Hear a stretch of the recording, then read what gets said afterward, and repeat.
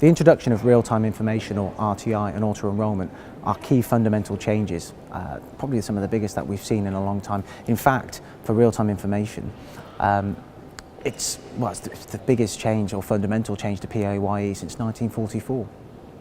So it's critical that businesses start to look at the processes and also the systems they've got in place. For RTI, it's going to be how is the system going to cater for doing the returns at the end of each pay period and making sure that the information's transferred across. This is going to be things such as making sure the data is correct, making sure that all the employee information within the system is going to be held correct, as well as making sure that the supplier is going to be able to do the correct returns. From an auto-enrolment point of view, where the fundamental change for that, for organisations who currently have pension schemes in place for their employees, perhaps it's going to be less of a cultural change, but for those organisations where they don't currently operate a pension scheme, or perhaps it's just operated for a select amount of employees, this is going to be a key change. So again, it's going to be important to look at how the system's going to manage that. How is the system going to make sure that we've got compliance and we continue to have compliance? How are employees going to opt out of auto-enrolment?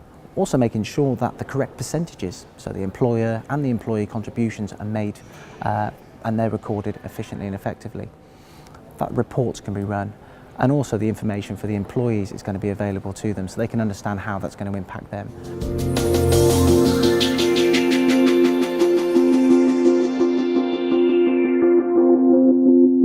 In order to prepare for RTI, one of the first things a business needs to look at is speak to their supplier.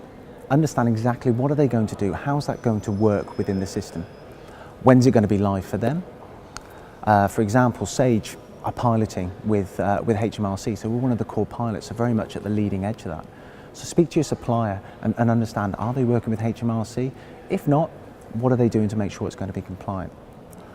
Another key area is going to be looking at the data, making sure that the data is cleansed, so the information that's going to be passed across to the HMRC on the month-by-month basis or the period-by-period basis is clear, it's good quality information. A key example will be organisations where perhaps they employ foreign nationals.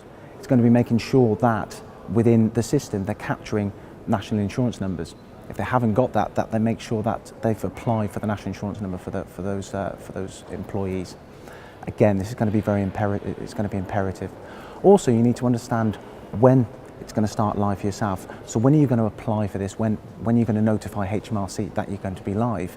Again, make sure that you've got everything in place before you move forward.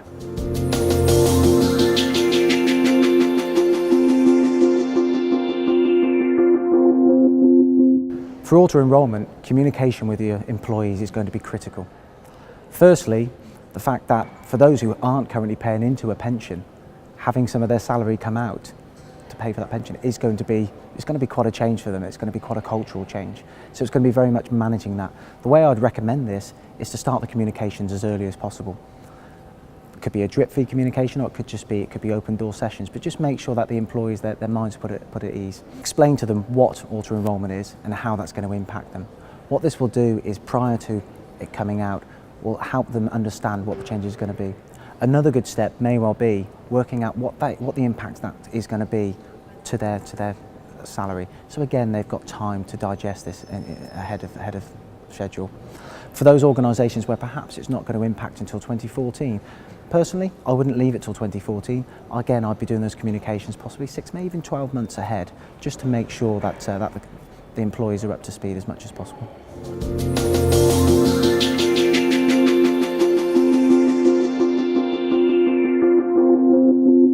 It's also critical for auto-enrolment to know when it's going to become live for yourselves as an organisation. So we know that from July 2012, it's rolled out for employees or for organisations with more than 250,000 employees, and then it's rolled out through up until 2016. So again, have a look and make sure you know when that live date is going to come into effect. If you start to work backwards, is make sure if you haven't got a pension scheme, then you need to consider what you're going to be doing for that and how your system or your current system is going to handle that. So again, have the open and honest conversations with your suppliers. It may well be that actually have a look at the market, see what other people are doing, just to make sure that you're getting the right solution that's going to work for yourselves and an organisation.